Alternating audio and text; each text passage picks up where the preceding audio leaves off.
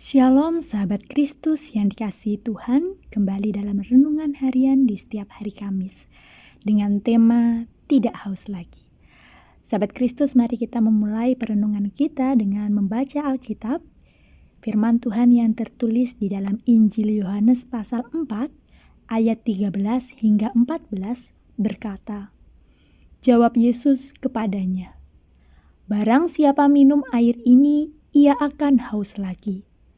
Tetapi barang siapa minum air yang akan kuberikan kepadanya, ia tidak akan haus untuk selama-lamanya. Sebaliknya, air yang akan kuberikan kepadanya akan menjadi mata air di dalam dirinya yang terus-menerus memancar sampai hidup yang kekal.' Amin." Sahabat Kristus, ada orang yang bertanya, apa betul kalau sudah menerima Yesus Kristus, maka kita akan menerima air hidup yang akan memuaskan hati kita? Dan setelah itu kita dijamin tidak haus lagi. Kalau memang demikian, mengapa banyak orang Kristen dan bahkan hamba Tuhan yang masih tidak puas-puas juga? Banyak juga orang yang dulunya menyampaikan kesaksian hidupnya dengan penggambaran kepuasan yang sedemikian rupa, seolah tenggelam dalam kolam kasih Bapa, namun sekarang seiring dengan berjalannya waktu, jatuh juga dalam kejenuhan dan kehambaran, keluhan dan ketidakpuasan. Apakah memang benar ada sumber kepuasan yang tidak pernah mengering, membual airnya penuh sampai pada hidup yang kekal? Nah, sahabat Kristus, kalau kita mendengar pertanyaan seperti ini, ungkapan yang seperti ini, ada dua jawaban atas pertanyaan tersebut. Pertama, apa yang Yesus tawarkan dengan memakai analogi sumber mata air itu adalah sebuah perubahan yang dimulai dari dalam. Alih-alih mengambil air di sumur guna pemenuhan kebutuhan hidup, Yesus mengajak si perempuan Samaria tersebut untuk melihat adanya sumber mata air yang hidup dari dalam diri sendiri yang bisa diakses. Seks dan daging bukan sebuah sumber kepuasan. Memang ia bisa memberi kesenangan, tetapi bukan sumber utama dari kepuasan batin. Sumber utama kepuasan batin tetap ada di area roh.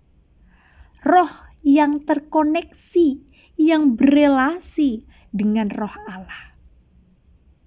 Nah, jika roh kita terpaut erat dengan Roh Kudus, maka apa yang disebut sebagai kebenaran, kedamaian, dan sukacita itu akan muncul dalam hati kita, karena memang semua itu akan dikerjakan oleh Roh Kudus bagi kita.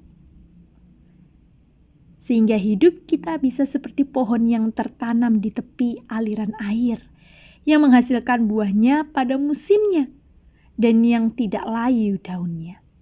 Apa saja yang diperbuat, pasti berhasil. Jadi ini bukan perubahan DNA ketika menerima Yesus lalu celing. DNA-nya langsung berubah, lalu kita menjadi manusia yang super ilahi yang tidak lagi tergoda oleh perkara dunia. Tidak. Bukan seperti itu. Tubuh dan daging kita ini masih lemah. Dunia materi masih menjadi tempat berpijak kita. Godaan dan nafsu kedagingan masih bisa datang dan pergi setiap waktu. Dan sesungguhnya secara daging dan tubuh tidak ada bedanya antara orang Kristen dengan semua orang lain. Semua sama-sama lapar, sama-sama ngantuk, sama-sama punya nafsu dan keinginan. Tetapi yang membedakan adalah orang yang mencari dan menerima kebenaran, hidupnya dipimpin oleh Roh Kudus. Roh yang mendampingi dan memberi kekuatan dalam penguasaan diri, dan roh yang bisa menjadi sumber mata air ketenangan, kebenaran, kedamaian, dan kepuasan yang bersifat rohani atau ilahi. Yang kedua, jawabannya adalah Yesus menawarkan orientasi hidup yang baru. Orientasi yang bukan pada kepuasan daging, yang sesungguhnya makin melemah dan fana, tetapi pada kuasa kerajaan Allah dan kebenarannya. Jadi ini bukan soal apa yang kita punyai, tetapi apa yang kita upayakan, apa yang kita mau capai menjadi. Bukan apa yang dapat kita miliki, tetapi apa yang bisa kita bagikan. Itulah yang membawa kita pada kepuasan dan kebahagiaan. Oleh sebab itu, dengan sangat lugas Yesus berkata, "Berbahagialah orang yang miskin di hadapan Allah, karena merekalah yang mempunyai kerajaan surga.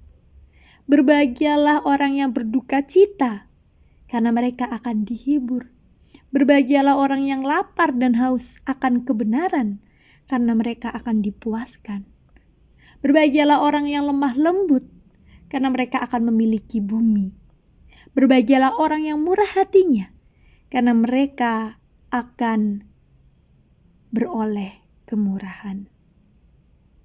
Berbahagialah orang yang suci hatinya, karena mereka akan melihat Allah. Berbahagialah orang yang membawa damai, karena mereka akan disebut anak-anak Allah. Berbahagialah orang yang dianiaya oleh sebab kebenaran, karena merekalah yang mempunyai kerajaan surga. Berbahagialah kamu jika karena aku kamu dicela dan dianiaya, dan kepadamu difitnahkan segala yang jahat. Bersukacita dan bergembiralah, karena upahmu besar di surga, sebab demikian juga telah dianiaya nabi-nabi yang sebelum kamu.